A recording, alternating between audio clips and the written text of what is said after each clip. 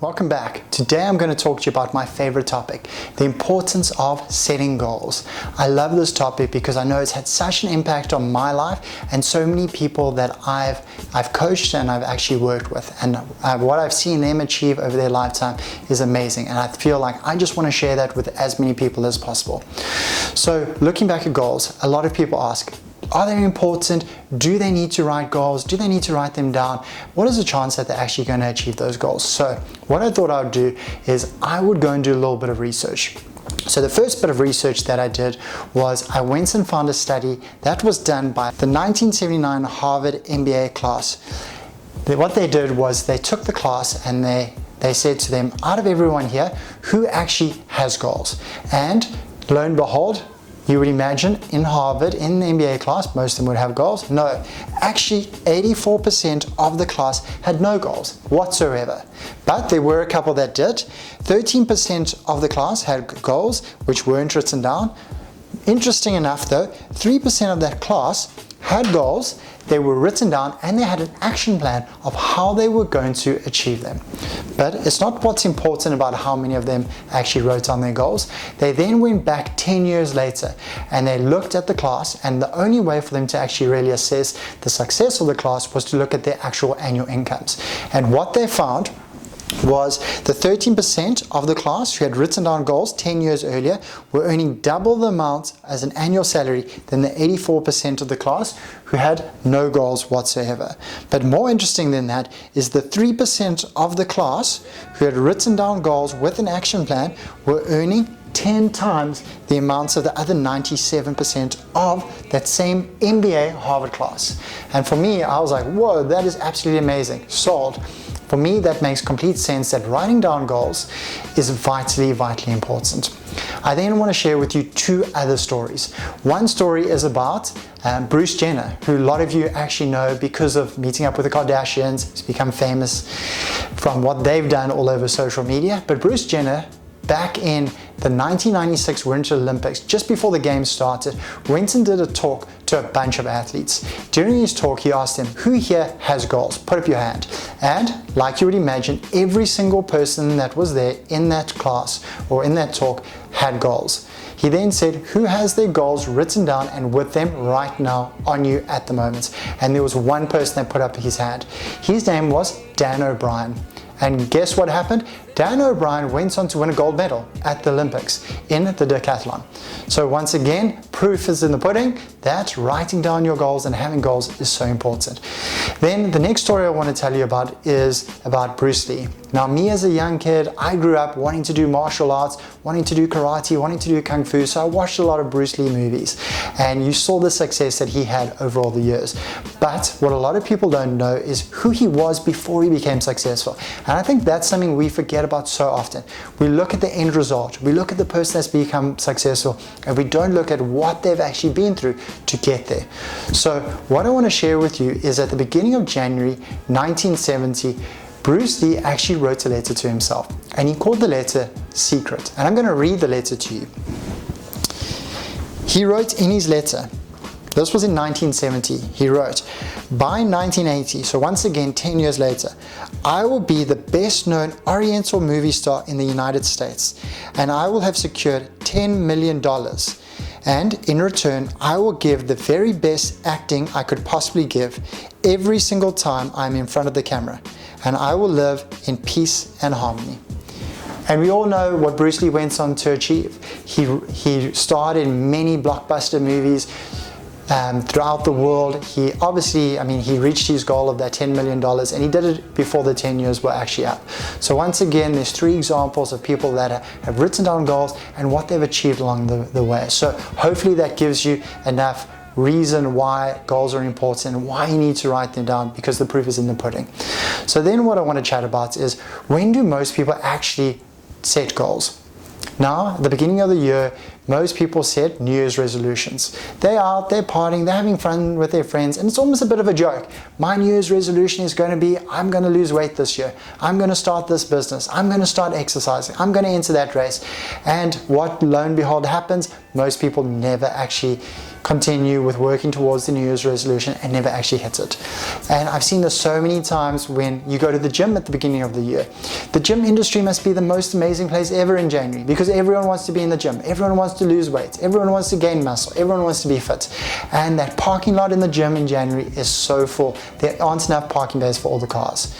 But give it a little bit of time, February rolls around, and guess what? There's less people in the gym. March comes, even less. And as the year goes, there are less and less people working out as they've started to forget what their actual goals or their New Year's resolutions were for that year. I see it so many times at the beginning of the week. On a Monday, I always find is the busiest day to be in the gym. Tuesday, a little bit less, Wednesday less, and come Friday, there's hardly anyone in the gym whatsoever. So people start off the new week or the new year or the new month with these exciting ideas, and then they somehow just fall by the wayside. So goals are important, setting goals are important, but what actually keeps you going? So the one thing I do want to talk to you a little bit about today is having a reason why or a purpose behind your goal. It's not also just enough to have a goal. You need to have an actual reason behind that goal, which is going to be a bit of a burning desire to make you go out and achieve it and have that energy to keep the momentum going during the year or however long that goal is going to take for you to achieve.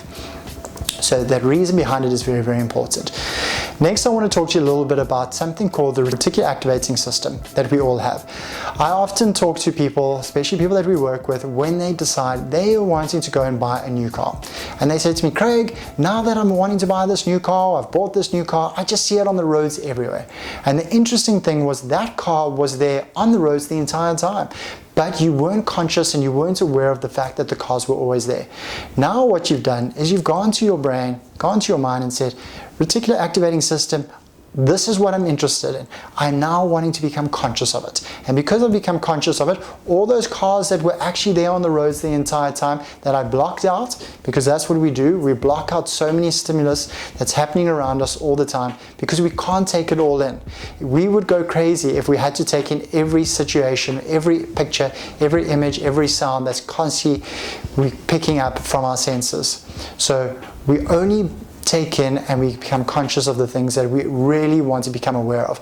Writing down your goals, writing down your targets allows your reticular activating system to go, hang on, this is what I'm now interested in, so I want to see more of it. And that's why there was an amazing movie that came out called The Secret, which was about the law of attraction, about thinking about something, you start to see it more and more. The thing is that those cars were always there on the road. Everything is around us all the time. We live in this world of abundance, but we block out so many good things of what we want to achieve until we actually start participate in that creation of writing down goals and working towards something that we want to achieve.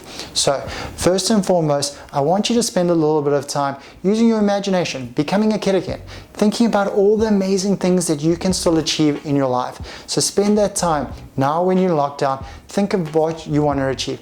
Use your brain, use your mind, and write down what it is. And when I say write down, I want you to use a pen and a piece of paper. Nowadays with technology, so many people say, Craig, I'm going to write it on my cell phone, I'm going to write it on my tablet, I'm going to put it in my computer. And I say, no, please don't do that. Something happens in your brain when you see your own handwriting writing on a piece of paper. You engage in more of your actual senses. And when you're writing down your goals, we want to engage in as many senses as we possibly have. Obviously, from a sight point of view, you're going to be reading your goals, but you want to engage in touch, holding the pen, holding the paper, and maybe even reading your goals out loud. So engaging in the sense of hearing your actual voice. We want to engage in as many senses as possible. We want to emotionalize that goal, and we want to have a reason behind why we actually want to achieve it. So for so many people, they think first and foremost, great, I'm going to write down this goal. Now, what do I actually need to do for it to happen? So it's important to have the goals first and foremost. They are something that can completely change your life, having something to work towards. I remember being at varsity and one of my lecturers turning around saying, if you don't have any goals or you don't have a target, whatever you're doing, you're going to reach an end result. And having a goal allows you to drive or to work towards an actual end result. Person without any goals will get to any road or anywhere without actually any kind of purpose behind it. So make sure that you're working towards a specific goal. So your reticular activating system becomes aware of what's around you. It becomes heightened into your consciousness, which is great. Now, for me, I have a goal, for example, of one day buying a red Ferrari. I have a red Ferrari here on my desk. Now, I often speak to people and I say to them, the goal itself is not what's important, but who you become along the journey is what's actually important. Because just like this red Ferrari, it can be taken away from you. Any goal can potentially be taken away, but what is more important is the person you become along that journey. That can never be taken away from you.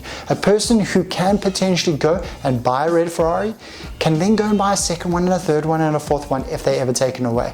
But the person you become is what's vitally important. Now, when you are setting goals, it's also important to find goals that are going to stretch you. And maybe you get a little bit uncomfortable by having or writing down a goal and go, I don't think I can achieve that. I don't feel comfortable actually writing this down. I've never achieved it before. I don't know if I can do it. And that's great. You want to have goals that are going to make you uncomfortable, that you're going to think just like, ooh, I don't know how to achieve it. For now, what's not important is how you're going to achieve it. You don't want to get stuck in the tyranny of how. You want to write down the goal and have no idea how it's possible for you to actually achieve it. That's the first thing, and that's what I'm going to encourage you to do. The reason it is uncomfortable is because you haven't become that person yet that can achieve that goal. And that's what the result is. I want you to grow into the individual, grow into the person that can achieve that goal. And that's why it's uncomfortable right now when you're writing out, which is great. That's what you want. So what you want to do is write down some goals. You want to have a reason behind those goals, whatever those goals are. And slowly but surely, you will start to become aware of it. But I don't want you to just write down your goals one time and leave it, like so many people do with New Year's resolutions at the beginning of the year.